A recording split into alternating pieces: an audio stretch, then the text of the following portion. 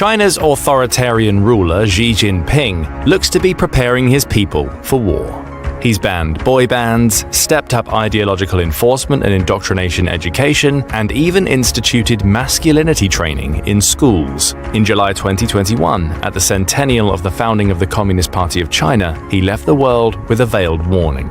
We will never allow any foreign force to bully, oppress, or subjugate us. Anyone who would attempt to do so will find themselves on a collision course with a Great Wall of Steel forged by over 1.4 billion Chinese people. But will Xi Jinping's China dream become the world's nightmare? Could we be closer to this nightmare than anyone might have guessed? In this video, we'll explore just how close a war with China might be and why we are now entering the most dangerous period in the rivalry between China and the United States. Buckle up. In the third Taiwan Strait crisis of 1995-96, China fired a series of missiles in response to the island's first direct presidential election and the visit of its leader to the United States. Some of these missiles landed only 35 miles away from the Taiwanese ports of Keelung and Kaohsiung. China's actions disrupted maritime shipping and commercial air traffic, and it took the intervention of 2 American carrier groups to the area to force the Chinese to back off. This incident is mostly forgotten in the United States today. After all, it came at the height of the so-called American unipolar moment. China never forgot it though, and leaders in Beijing realized that they needed to modernize their country's military. For example, after the incident of 1995-96, Chinese leaders began to stress an increase in the mainland's influence over Taiwan through economic interdependence, holding their tongues and fire even when pro-independence presidents were elected. But things began to change once Xi Jinping came to power in November 2012. With him, revanchist authoritarian ideology now met opportunity. Military expansion came with this wealth, as China began to fortify real estate it claimed as its territory in the South China Sea. China also began to use its economic power far more coercively. Meanwhile, China's so-called wolf warrior diplomats increased international suspicion of their country's intentions. Xi Jinping's tenure in power has therefore ended the previous hopes that the West had of a China changing its stripes through the force of global trade. China has gotten more authoritarian and more threatening with its newfound wealth, not less. Although the rate of annual defense budget increases slowed under Xi, his reforms have made China's military less of a force meant for deterrence and defense, and more of one meant for overseas power projection. The Indo-Pacific region and the wider world increasingly resembles the environment in Europe leading up to World War I, with opposing alliance networks gradually forming. On the one hand, there is the existing leader in the international system, the United States, attempting to maintain the status quo in the region along with its network of allies. It's necessary for the United States to ship troops and supplies across thousands of miles of ocean. This is not only expensive and risky, it's also psychologically difficult. The American people will be dealing with the knowledge that their soldiers are being sacrificed in a far-off conflict that might not directly threaten them. From there, political pressure could mount to end the war. This is ultimately what happened in Vietnam, Iraq, and Afghanistan, and it's one of the things that Beijing is counting on to give it an advantage over the United States in the event of war.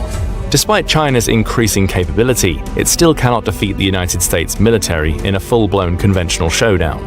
However, it has the benefit of fighting close to its homeland, against only parts of America's forces, and where public support will likely be easier to maintain.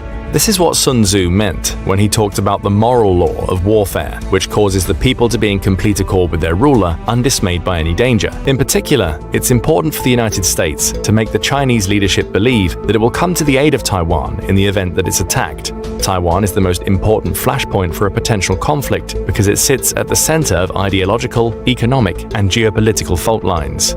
Ideologically, the regime in Beijing sees Taiwan as a rogue province, a legacy from China's civil war and the century of humiliation it climaxed. Xi Jinping has made the reincorporation of the island to the mainland's control his top foreign policy priority and has staked a significant amount of his personal prestige on the project.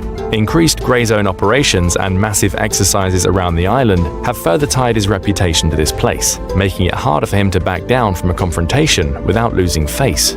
China gaining control over Taiwan would enable it to break the containment of the first island chain by giving it the ports and air infrastructure to project power much further into the Pacific.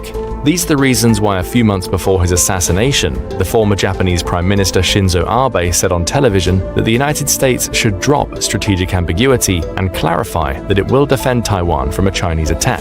Refusing to confront China in the face of an invasion would be America turning its back on nearly 80 years of foreign policy tradition.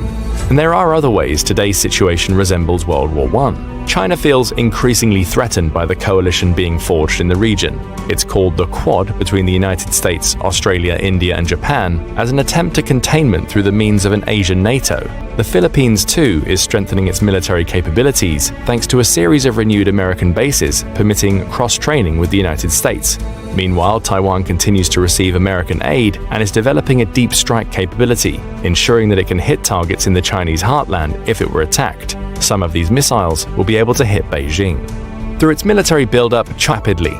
To make matters worse, China has a shortage of women of childbearing age thanks to decades of the one-child policy, which meant that daughters were preferentially aborted or abandoned in favor of sons.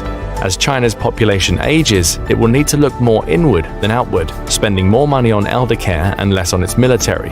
It will also have fewer soldiers to call on. Because of all these factors, China's relative power in the Indo-Pacific region has peaked or is close to peaking.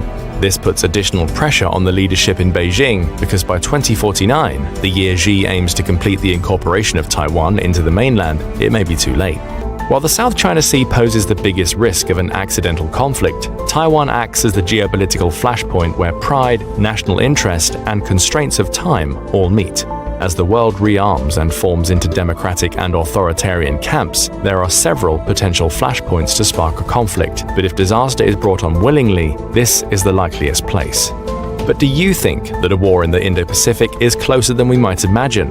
Will a war-weary and politically divided America come to the defense of Taiwan, or will China's uncertainty about this goad it into rolling the dice when it has the best chance of winning? Don't forget to let us know in the comments. Also, make sure to hit the like button and subscribe for more military analysis from Military.